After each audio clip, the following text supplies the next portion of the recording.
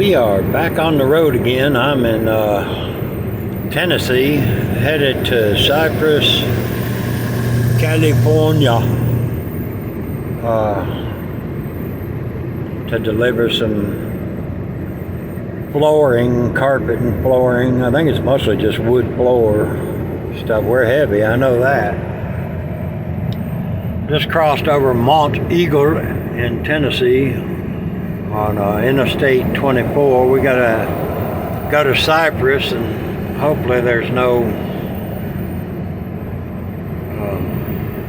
flooding. There's a lot of flooding going on in California. I was listening yesterday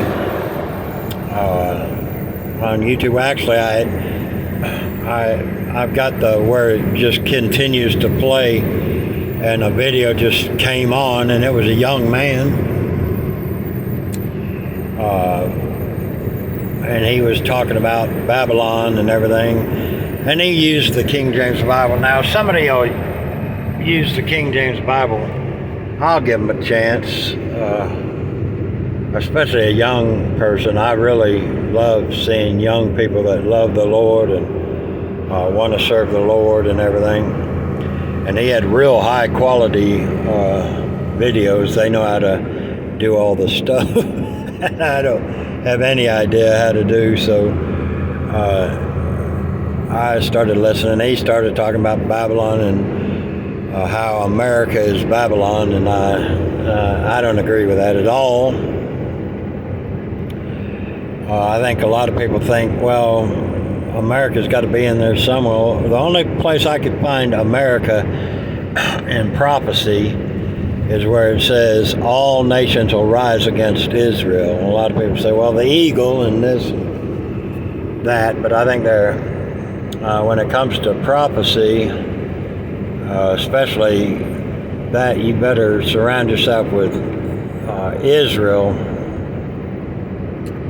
And anyway, he was talking about, Babylon, but I was kind of halfway listening to him, and he was making his points. He was talking about the beast in Revelation 13, which is I believe a person. He was saying it was a nation and everything, and then of course he started talking about you Sunday worshipers, and I said, uh-oh. And he said, you need to worship the Lord on the Sabbath day. And didn't take long before I realized he was a 7-day Adventist, which, I'm not saying 7-day Adventists aren't saved. I'm sure some of them are. But they follow a self-proclaimed prophet named Helen White, which is right there, disqualifies her from the ministry. A woman should not usurp authority over a man in a church, and a bishop should be a husband, a male of one wife. So there you go. That guy's got his bright lights on. I just love them. And then you get to thinking about it, and the Jewish calendar is written on a 360-day calendar. So is Saturday even the Sabbath? Now they have holy days. There's more than one Sabbath. Like Jesus was crucified on Passover, the Sabbath day, but it was Passover. And then you go with the evening and the morning was the days. And the Lord started out, he said, the first day, the second day, third day, and on the seventh day you shall rest. And oh boy, there's a whole bunch of stuff on the Sabbath day in the law. You can't travel, I think it's either an eighth of a mile or a half of a mile, or 8/10 of a mile, something like that. Can't travel more than that. can't light a fire, can't even pick a guy got killed for picking up sticks. Well, if you crank your car, you're cranking up, if you got an 8-cylinder, you're cranking 8 fires. If you got a 6-cylinder, 6, 4-cylinder, 4. If you travel more than whatever it is, I know it's no more than a mile, you're breaking the Sabbath. So even though they say they're keeping the Sabbath, they're not keeping the Sabbath. Jesus said he was the Lord of the Sabbath. He healed folks on the Sabbath day, and the Jews got all upset about it. Now I think in Israel, and I might be mistaken about this, but I think in Israel they do shut everything down on Saturday, which doesn't make any sense because they're still, I don't think God's changed their 360-day calendar. And I'm not real good on knowing all the feast days and everything, but pretty sure that Saturday does not fall on the Sabbath day if you're counting a 360-day year. Anyway,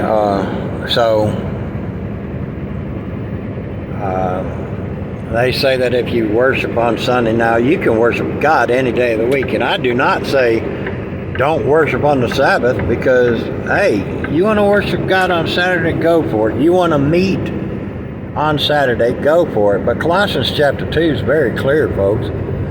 Don't judge anybody by the holy days or Sabbaths. It actually says that. I don't see how they get away with that. But she was big time into prophecy and everything, and they did prophesy that the Lord would come back, and they gave a date, and then he didn't come back. Then they gave another date, and he didn't come back. And then they said, well, he came back spiritually. So I don't understand. There's a lot of people that are deceived in this world. I don't have anything against them. I just think that you could go meet and worship the Lord any day of the week you wanted to. Anyway, give me your opinion on that subject. I'd like to thank everybody for praying for my daughter. She was at Perimeter Mall in Georgia, and they had a active shooter. Come to find out, it was just a one-on-one deal. It wasn't like a mass shooting, so praise the Lord. She did lock her door and hunker down in the back there. Scared her pretty bad, scared all of us pretty bad. And this world is this world is just getting something else, I'll tell you. And thank you for prayers there. Wyndham Dunn, Joseph Dunn's father, it's Joe's half-sister, and Wyndham Dunn's daughter was murdered tragically by her husband. So if you could keep them in your prayers, it's of course affected his father. And you know, my mother has had 2 daughters die, and you know, it's hard. You're supposed to your children are supposed to bury you. You're not supposed to bury your children. So it's a hard thing.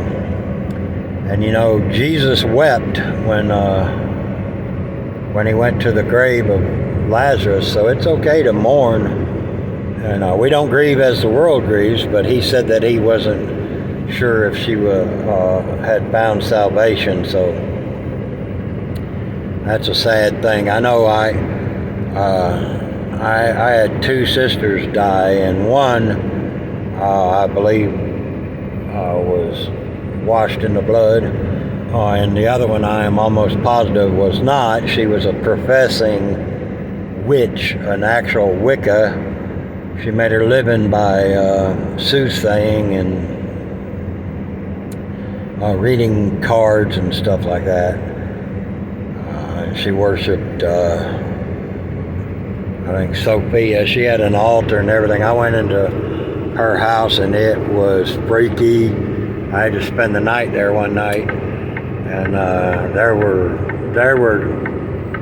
definitely demons around. You could tell, but it's a sad thing if you don't believe your loved one as, I loved her. She's my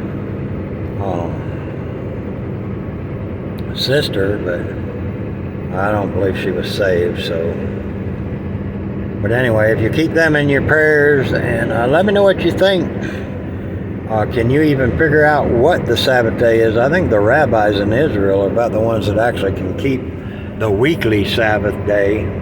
Now they have the first of the month. Their months are different, and there are the feast days that Nisan and all that. I'm not real good on all that. I got it on those calendars in my Bible, but I'm really not that good.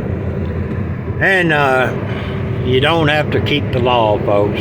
If you're keeping the law, that's the problem the Galatians had, and Paul said, how are you so soon removed from the gospel?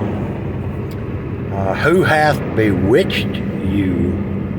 And I believe that Helen White had and still continues to bewitch a lot of people that truly got saved, I believe, and then got, they proselyte a lot. The Seventh-day Adventists and the Mormons and the Jehovah's Witnesses, they're real good about, you'll get somebody to see the light and they'll get saved, and they'll come knocking on their door and run them right out to those false gospels. So anyway, what's your opinion on the subject? Let me know in the comments, and God bless you. Remember to keep reading those King James Bibles and pray without ceasing. Oh, we got a little construction going on here. God bless each and every one of you.